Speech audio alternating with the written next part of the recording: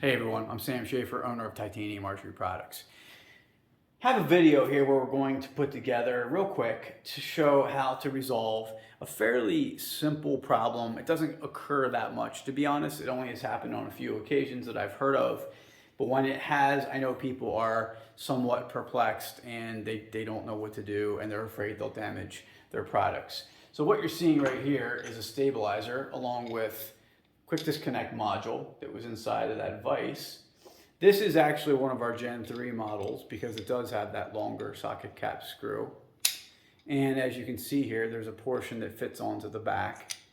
So if you have a Gen 3 model, you're going to have this longer screw, you're going to have this back portion. If you find that you've tightened your stabilizer down to your quick disconnect so much that when you go to pop it back out, the entire thing rotates off of the bow. This is what you'll find if you have a Gen 3 model. If you have a Gen 4, which is just this front portion, you'll have a shorter screw, but it'll look like this.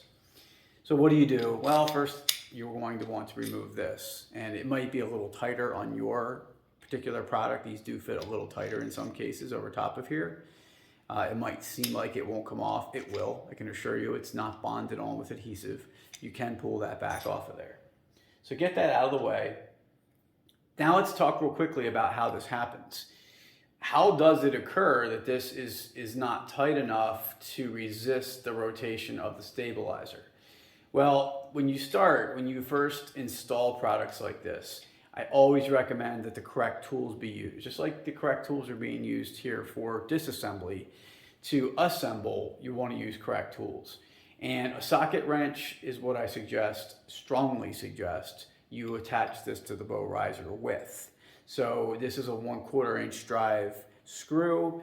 You'll want to use, in my opinion, the best would be a 1/4 inch drive socket wrench because it is capable of far more torque than something like this. And Allen, here's a T-handle 1/4. While that can get it pretty darn tight, it's not going to get it as tight as the socket wrench will. And I'll demonstrate at the end of the video how I do that. So that's why, is because this is not tight enough. This is not tight enough to overcome the resistance that you're applying when you tighten.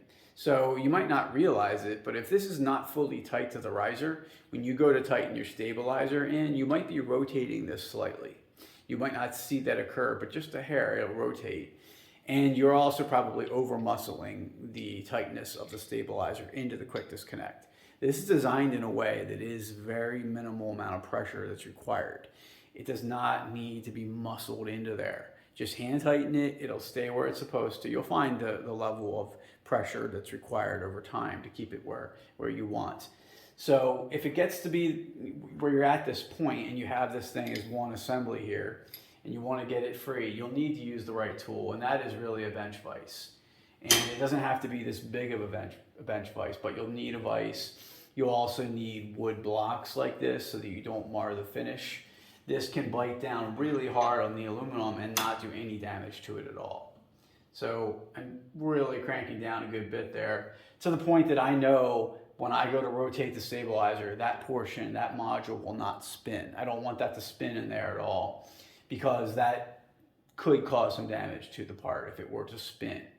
So once it's tight enough, and again, we're not going crazy here, but we're tightening to the point we know it won't rotate, then you can rotate the stabilizer with 2 hands and literally just pop that right out.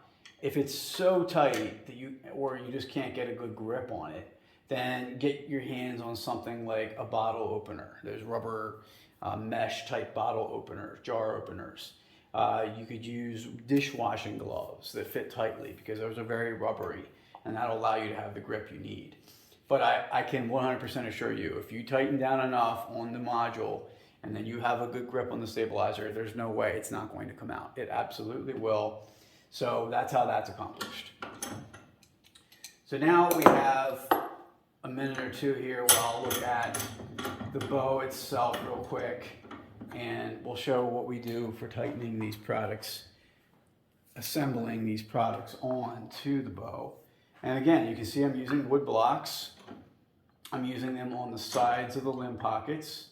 I do this often. I mean, there's various videos out there where you'll see me doing this. and I find that it just, it works. So it's why I do it. And I've been doing it for a long time, and it holds the bow so tight. It doesn't damage the bow at all, and it lets me do the work that I want on my bow. So we have our Gen 4 model right here, and I'm going to grab myself the 1/4 drive. It's a 1/4 inch head Allen key, and here's the socket wrench. It's a 1/4 inch drive socket wrench. Okay, so we have our 1/4 inch drive socket wrench here with the 1/4 Allen key bit, and we'll loosen this so I can start from the beginning. You can see that's actually really tight.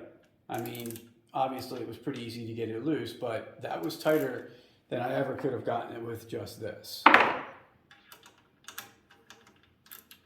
Although once it's loose, it is useful to have the T-handle to quickly spin it the rest of the way out. So I believe we have, yes we do, we have the 3/4 inch socket cap screw here in this one. I only use a 3/4 inch if we're not going through a wrist strap bracket, and as you guys know, I don't believe in wrist straps. I don't think they're necessary on modern bows, and I think they're a holdover from a bygone era in bows, and people just put them on because that's what they've seen people do for ages. And honestly, they just don't serve much of a purpose at this point, with the bows being so much less prone to recoil and jump. Okay, so you can start your tightening with your T-handle if you want, or whatever Allen keys you have. But you're going to want to finish the tightening process with this. If you don't, that's where you end up with quick disconnects that are seemingly welded or bonded onto your stabilizer in some cases. So now this is to the point where it's tight enough to the riser that it shouldn't rotate much, if at all, when I do this. I can see it rotated just the smallest amount. So that's super tight. So if you want to account for the smallest hair of rotation that might occur, then you'll probably have to index it back just a little bit prior to that. So if you're going to say this is, if you wanted it 12 o'clock, if you're going to use a clock for reference, then you would want to maybe rotate that back to say 11:55 or so before you make your final tightening, because of that small amount of rotation that might occur. But that is so tight at this point. There's no way, with that being as tight as it is, that I'm ever going to be able to hand tighten this stabilizer in here more tight than that is to the riser. There's no way. I mean, it's simply not possible. I can hand tighten this as much as I want, and it's not going to be able to be stronger of a bond than this currently has. So that's why this will never happen. I'll never end up with a locked QD to the stabilizer, not with that as tight as it is. So that really should sum everything up. If you have questions, give us a call Monday through Friday, 717-814-9169. You can also reach out through our website chat, through Instagram, through Facebook. Email is certainly a slower way of getting a response from us. I stress that people call. That's just the fastest way to get service and get things accomplished. Thanks a lot. Take care. Stay tapped out.